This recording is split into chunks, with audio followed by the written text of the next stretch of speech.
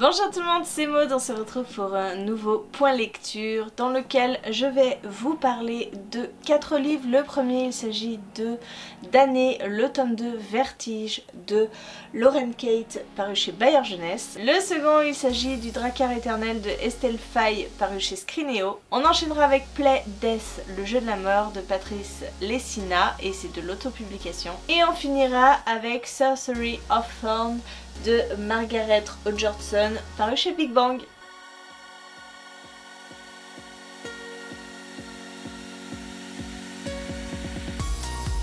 Allez, on commence tout de suite avec Damnée, le tome 2 que j'ai lu en lecture commune avec Valou. Et merci Valou de lire cette saga avec moi parce que clairement ça n'aurait tenu qu'à moi, je me serais arrêtée au premier tome. Merci aussi à Stéphanie qui m'avait envoyé la suite de la saga aussi parce que clairement je ne l'aurais pas acheté. Finalement ça n'a pas été une mauvaise lecture par rapport au premier tome. On y suit une jeune fille qui est envoyée dans un pensionnat parce que elle fait un petit peu que des bêtises. La dernière bêtise en date c'est quand même la mort de son ancien petit ami. Donc c'est pas des petites bêtises. Et dans ce pensionnat elle va tomber un peu amoureuse d'un gars assez mystérieux qui la rembarre à chaque fois, qui est sans cesse en train de l'éviter, de la rabrouer, mais elle est irrémédiablement attirée par ce gars. Bien sûr il y a un autre gars qui était dans l'équation. Et ce tome 2, heureusement ce triangle amoureux s'éteint, clairement à la fin du tome 1 il s'éteint et on passe sur autre chose. Et là on passe sur une mythologie qui me plaît bien plus. On va apprendre ce que sont les ombres que voit sans cesse notre héroïne. Je ne sais même plus comment elle s'appelle, désolée, je m'excuse, elle s'appelle Luce. Voilà. On apprend ce que sont ces ombres, ce sont des annonciateurs. Elle apprend à contrôler, on va dire, ces ombres, elle apprend à voir ce qu'il y a eu aussi dans ses vies antérieures. J'aime bien. J'ai bien aimé cette mythologie, je trouve que c'est beaucoup plus approfondi que le tome 1, on plonge dans quelque chose de plus original. Le petit bémol, c'est encore un nouveau triangle amoureux. Non mais je me dis, cette fille, c'est juste une catastrophe. Elle est attirée par des gars mais qui sont gentils, qui sont adorables et elle se laisse prendre à chaque fois. C'est ça le problème. Parce que si vous voulez, dans cette saga, elle est irrémédiablement attirée par un garçon qui est son âme sœur. À chacune de leurs vies, ils se retrouvent sans cesse. Sauf que Luce, j'ai l'impression que par esprit de contradiction, pour ne pas se dire non, je suis destinée à ce garçon, et elle essaye d'aller voir tous les autres garçons qui sont autour. Donc au bout d'un moment, voilà. Je pense que je suis un peu trop vieille pour cette histoire, mais je vais la continuer parce que la mythologie qui se rapproche aux annonciateurs, aux vies antérieures, tout ça est assez intéressante pour que je m'accroche dessus. Mais voilà, ce tome 2 est quand même mieux passé que le tome 1. On continue avec le Drakkar éternel de Estelle Faye. Il sort le 1er octobre, donc quand vous verrez cette vidéo, il viendra de sortir et je vous conseille vivement cette lecture parce que je trouve qu'il y a trop peu de littérature qui se rapporte à la mythologie nordique. Moi j'en lis très peu et là c'est un bon apprentissage, une bonne première plongée dans la mythologie nordique puisqu'on y suit deux jeunes enfants qui vont partir en balade en bateau et sur leur route ils vont croiser un Drakkar, oui. Il y a plein de brouillard et d'un seul coup ils voient arriver un Drakkar. Ils n'ont pas d'autre choix que de monter à bord de ce Drakkar et ils vont découvrir un équipage maudit, un Drakkar maudit. Ils sont obligés de naviguer sans arrêt, ils sont bloqués dans cet état et ils savent seulement que ceux qui vont venir les sauver viennent de l'extérieur. Donc quand ils voient arriver ces deux jeunes enfants, ils se disent que c'est sans doute leur salut. Pour les enlever de cette boucle dans laquelle ils sont, les enfants vont devoir aller sur des îles. Les îles représentent les 9 mondes de la mythologie nordique, donc ils vont se rendre sur Midgard, sur Asgard, sur d'autres noms que je ne me rappelle plus. Franchement voilà, je me rappelle des plus connus. Sur chaque île on découvre un peuple. C'était vraiment bien. je pense que les plus jeunes qui liront ce livre, ça va les intéresser et ils vont avoir envie d'approfondir leur connaissance de la mythologie nordique et je pense que c'est une très bonne idée de toute façon. Alors oui, ça va un peu vite, hein, on se déplace d'une île à l'autre, on n'approfondit pas forcément les choses, mais c'est de la littérature jeunesse. Je pense qu'un premier pas dans un univers comme ça, qui est assez complexe, et ben c'est déjà une bonne chose, même si ça va vite, donc je vous recommande vivement cette lecture. On va passer au jeu de la mort. Oui, je ne vous referai pas l'affront de le dire en anglais avec mon accent pourri. J'ai beaucoup aimé cette lecture, je l'ai lu en e-book. Et d'habitude les e-books ce sont un petit peu mes lectures de nuit, hein. Quand je fais des insomnies ou quand je veux lire le soir, je me plonge dedans uniquement à ces moments-là. Et en fait je me suis laissée embarquer par ce livre et je m'y suis plongée même la journée parce que j'avais beaucoup de mal à m'arrêter de lire. On est dans un roman qui se passe dans notre futur, un roman futuriste, et nous allons suivre un homme qui travaille au recouvrement. Au recouvrement, hein, voilà, hein, vous voyez un petit peu le style, hein, des gens qui travaillent dans le recouvrement financier. Sauf que là, dans le futur, il existe un recouvrement final. Si vous voulez, si vous n'arrivez pas à rembourser votre prêt, on dispose de vous, tout simplement, voilà, on dispose de vous. Et en fait, cet homme va voir arriver sur son bureau un dossier rouge. Il va l'ouvrir et là, il va se rendre compte que cela concerne une maman et sa petite fille de 7 ans.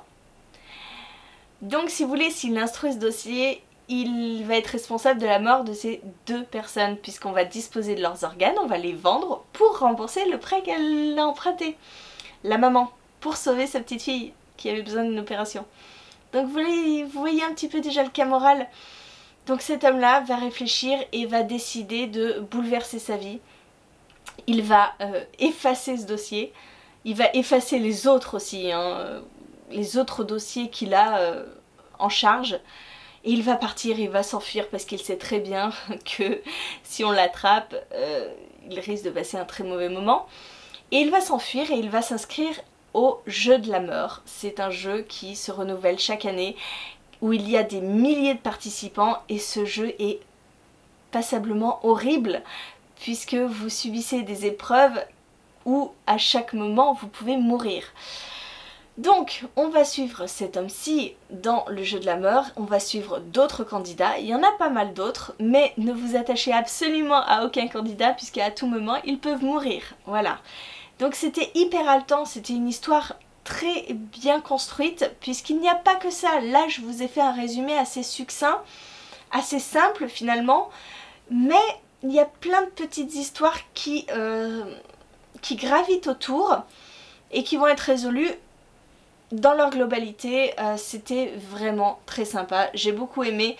Alors au début oui on a plein de personnages, on vadrouille entre plein de personnages et on se dit oulala ça commence à faire beaucoup, et puis comme on en enlève au fur et à mesure, finalement il n'y en a pas tant que ça. Donc c'est ce que j'ai aimé, c'est ce que j'ai aimé, de voir toute cette diversité, de commencer à m'attacher à certains personnages et de les voir disparaître assez brutalement. Et puis je vous ai dit, il y a ces autres histoires autour. On a en particulier une histoire concernant une personne qui organise le jeu de la mort, qui a vu ses parents se faire tuer devant elle quand elle était plus petite. Et en fait tout ça, eh ben, ça a une relation avec d'autres choses. Vraiment c'était très bien construit. J'ai passé un super moment et puis voilà, c'était un one shot, donc clairement si vous voulez un petit roman qui parle des dérives de la société, parce que si on en arrive là c'est une catastrophe pas possible, hein.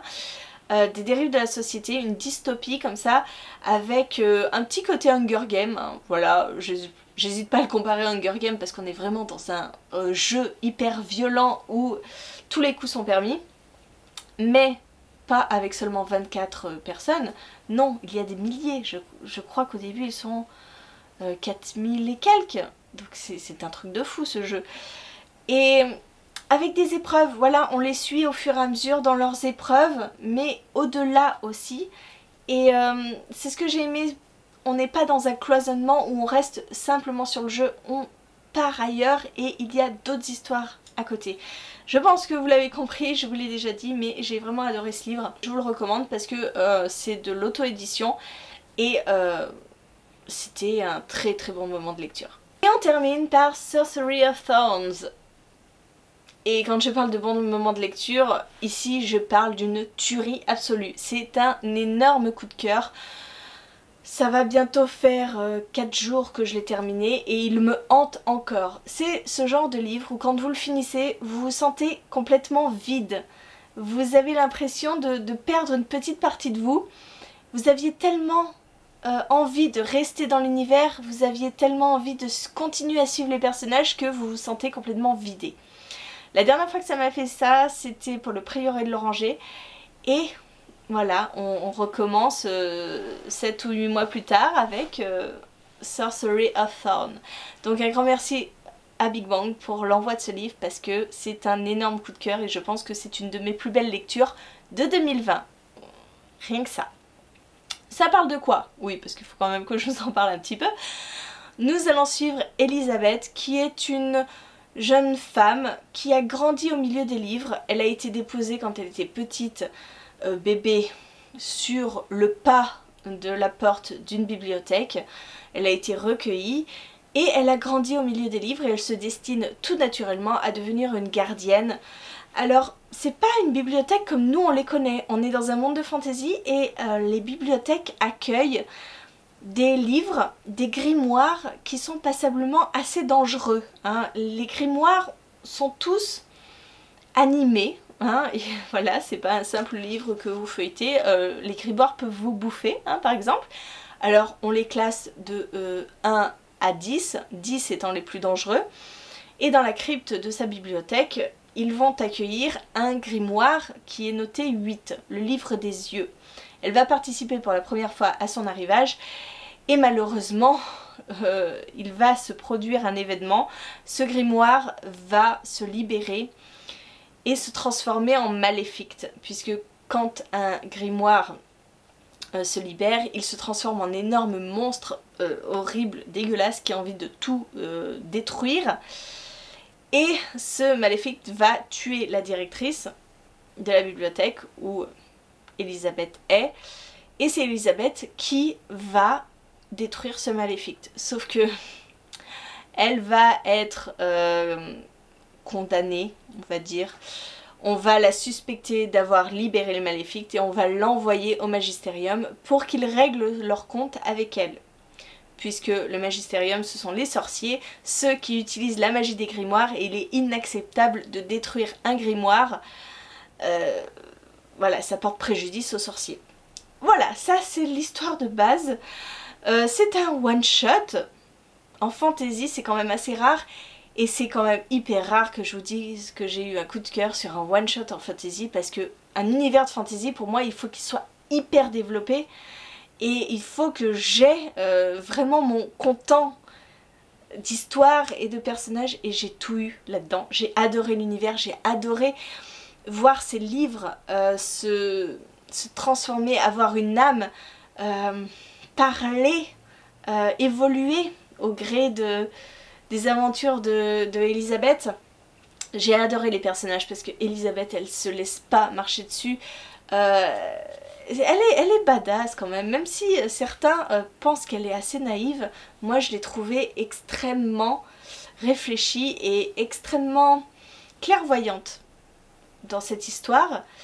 Bien sûr il n'y a pas qu'elle, on y rencontre un jeune sorcier qui va l'assister pour son voyage jusqu'au magistérium et il va naître une histoire d'amour.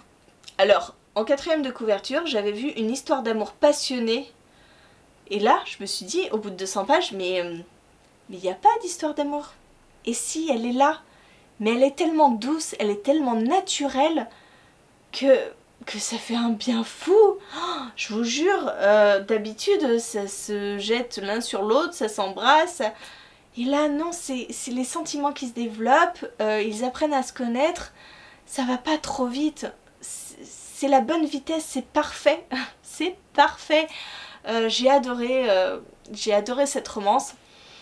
En même temps, je ne suis absolument pas objective puisque j'ai tout aimé dans ce livre. J'ai absolument tout aimé. Pour moi, ce livre est parfait. Vous allez peut-être dire que c'est un petit peu trop, peut-être ce que je vous dis, mais pour moi, ce livre est parfait, simplement. J'ai tout aimé dedans et je ne vois aucun défaut. Parce qu'il y a énormément d'action, il y a des moments où on se pose, mais c'est parfait. Même la résolution, même la conclusion est, pour moi, parfaite. Il ne pouvait pas y en avoir d'autres. Donc voilà, si vous ne l'avez pas compris, ce livre, je le recommande à 10 000, 100 000, 1 million %. Voilà, j'en ai terminé avec cette longue vidéo. Je m'excuse puisque je me suis laissée embarquer par mes avis. J'espère que cette vidéo vous a plu, merci de l'avoir suivi jusqu'au bout. N'hésitez pas à me dire en commentaire si vous avez lu un de ces livres, ce que vous en avez pensé, si certains vous font envie, comme Sorcery of Thorn. Voilà. Et moi, en attendant, je vous fais des gros bisous, je vous souhaite une très bonne journée, de très bonnes lectures et je vous dis à très bientôt pour une nouvelle vidéo.